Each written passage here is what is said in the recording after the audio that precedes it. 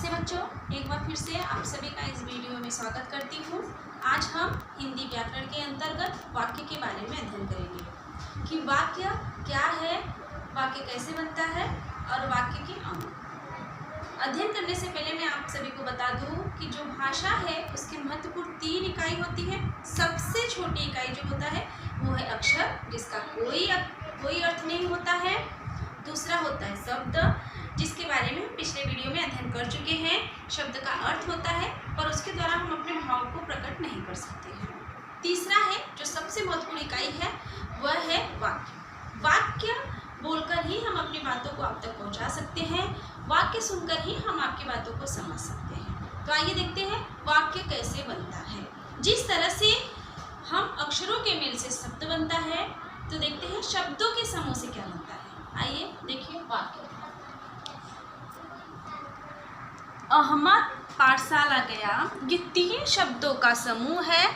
ये तीनों शब्दों का एक सार्थक अर्थ है और इन तीनों शब्दों से यह वाक्य तैयार किया गया है। अहमद पाठशाला गया।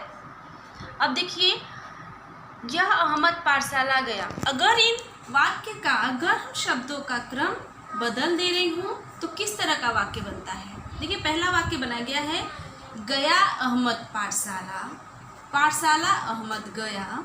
तीसरा है अहमद गया पाठशाला। यह तीनों वाक्य बोलने में थोड़ा अजीब अटपटा सा लग रहा है। यह वाक्य नहीं कहलाएगा क्योंकि इसका कोई अर्थ नहीं निकल रहा है।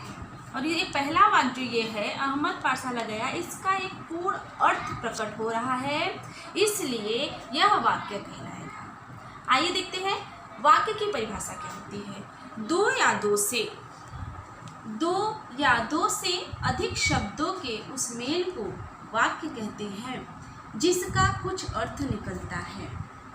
जैसे बच्चों, यहाँ पे अहमद पाठशाला गया, यह शब्दों का ऐसा समूह है जिसका एक पूर्ण अर्थ प्रकट हो रहा है, इसलिए यह वाक्य कहलाएगा। अब देखिए 2 शब्द यहाँ पे लिखा गया है रीना पुस्तक, यह कोई पूर्ण अर्थ प्रकट नहीं कर रहा है, इसलिए रीना पुस्तक वाक्य नहीं कहलाएगा। अब हम इन 2 शब्दों से अर्थपूर्ण वाक्य तैयार करेंगे। देखिए कैसे बनता है। रीना पुस्तक पढ़ती है, पहला वाक्य। रीना पुस्तक खरीदती है, दूसरा। तीसरा है रीना पुस्तक लाती है। अब आप ध्यान दीजिएगा कि यह तीनों वाक्य में हमें स्पष्ट हो रहा है, पूर्ण अर्थ प्रकट हो रहा है कि पहले वाक्य में रीना क्या कर रही है, पुस्तक पढ़ रही है। दूसरे वाक्य में क्या कर रही है, रीना पुस्तक खरीदती है। तीसरा वाक्य में क्या बताता है, रीना पुस्तक लाती है। यह तीनों वाक्य एक हमें पूर्ण अर्थ प्रकट कर रहा है, इसलिए यह तीनों जो वाक्य है यह वाक्य कहलाएगा। तो शब्दों का ऐसा समूह जिसका एक पूर्ण अर्थ हो वह वाक्य होता है। और वाक्य के कुछ गुण होते हैं। जैसे बच्चों कि वाक्य की कौन सा पहला गुण होता है, वह अर्थवान होना चाहिए। जैसे कि इसका कुछ अर्थ निकलना चाहिए। अभी रीना पुस्तक है, इसका कुछ अर्थ निकल रहा है नहीं, लेकिन जब इस शब्दों के मेल से यह वाक्य बनाया गया है रीना पुस्तक पढ़ती है, जिससे हमें कुछ एक अर्थ प्रकट हो रहा है, इसलिए यह वाक्य कहलाएगा। तो वाक्य का पहला गुण क्या हुआ बच्चों कि वह अर्थवान होना चाहिए। दूसरा क्या आता है कि वह नियम के अनुसार होना चाहिए। कैसा नियम, व्याकरण के नियमों के अनुसार होना चाहिए। जैसे कि रीना, यहाँ पे है पहला वाक्य रीना, यह क्या है बच्चों, स्त्रीलिंग। अगर मैं इसके साथ क्रिया लगाती हूँ कि रीना पुस्तक पढ़ता है, क्या यह वाक्य सही है? नहीं, क्योंकि रीना स्त्रीलिंग है और क्रिया में क्या लगा दे रही हूँ, पुल्लिंग। तो यह वाक्य गलत है, यह व्याकरण के नियम के अनुसार नहीं आता है। अगर यहाँ पे रीना स्त्रीलिंग है तो क्रिया भी स्त्रीलिंग आनी चाहिए, तब वह वाक्य कहलाएगा। इसलिए वाक्य के जो दूसरा गुण है कि नियम के अनुसार होना चाहिए। अब तीसरा है वो उसका कोई भाव प्रकट होना चाहिए। जैसे रीना पुस्तक कहने से हमें बात समझ में नहीं आती है, लेकिन जब हम यह वाक्य बनाते हैं कि रीना पुस्तक खरीदती है, इससे हमें एक पूर्ण अर्थ प्रकट हो रहा है कि रीना पुस्तक खरीदती है, इसलिए यह वाक्य है। अब देखिए वाक्य के जो वाक्य होता है वह 2 भागों से मिलकर बने होते हैं। पहला है उद्देश्य और दूसरा है विधेय। अब देखते हैं उद्देश्य क्या है, विधेय क्या है। उद्देश्य क्या होता है, हम जिसके बारे में बात करते हैं वो होता है उद्देश्य, और उस व्यक्ति के बारे में जो भी बातें करते हैं वो क्या होता है, विधेय। जैसे कि यहाँ पे देखिए वाक्य के अंग, उद्देश्य और विधेय। अब उद्देश्य क्या होता है, वाक्य में जिसके बारे में कुछ कहा जाता है उसे उद्देश्य कहते हैं। अब वाक्य में जिसके बारे में, अब यहाँ पे वाक्य देखिए, मोर नाचता है, यह वाक्य किसके बारे में कहा जा रहा है बच्चों, मोर के बारे में, तो मोर क्या हुआ, उद्देश्य हुआ। दूसरा वाक्य पढ़िए, मोहन प्रयाग में रहता है। अब यह बातें किसके बारे में की जा रही है, मोहन के बारे में, तो मोहन क्या हुआ, उद्देश्य हुआ।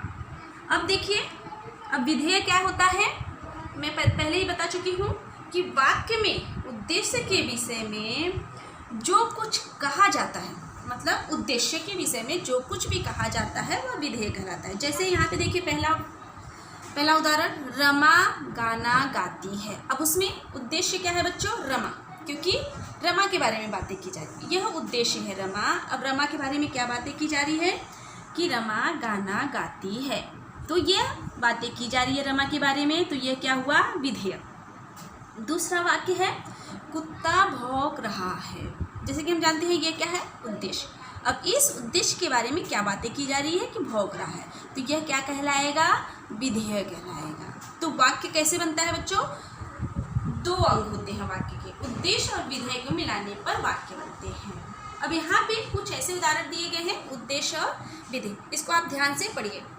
विद्यार्थी पढ़ता है, नेहा गाती है, सूरज निकल रहा है, रिया खाना खाती है, भारत महान देश है। अब आपको ध्यान देना है, जो उद्देश्य है और विधेय है इसको मिलाने पर वाक्य बनता है। यह दोनों उद्देश्य और विधेय को मिला देंगे तो एक वाक्य तैयार होता है। अब आपको यह जितने भी उदाहरण दिए गए हैं इसकी सहायता से आपको एक वाक्य बनाना है, जितने भी दिए गए हैं। जैसे कि विद्यार्थी पढ़ता है, एक वाक्य। दूसरा बनाना, नेहा गाती है, सूरज निकल रहा है, रिया खाना खाती है, भारत महान देश है। ये दोनों उद्देश्य और विधेय को अगर मिला देंगे तो एक वाक्य बनता है। आप क्या करना कि जितना भी दिया गया है वाक्य में, आपको जो कुछ भी पढ़ाया गया है उसको आप व्याकरण की नोटबुक पे लिखिएगा, और यह जो उदाहरण दिया गया है उससे आप एक सरल वाक्य बनाना अपने गृह कार्य के बुक में। और एक बात का विशेष ध्यान देना कि जो आप व्याकरण की बुक बनाए हो उसको आप जो बाएं साइड का पेज है उसको छोड़ देना, दाएं पेज पे आपको लिखना है, सुंदर अक्षरों में लिखना। पहला आपको क्या पढ़ाया गया है व्याकरण में, शब्द। दूसरा क्या पढ़ाया गया है, वाक्य। ये दोनों आपके व्याकरण की नोटबुक पे लिखा होना चाहिए। नमस्ते बच्चों, धन्यवाद।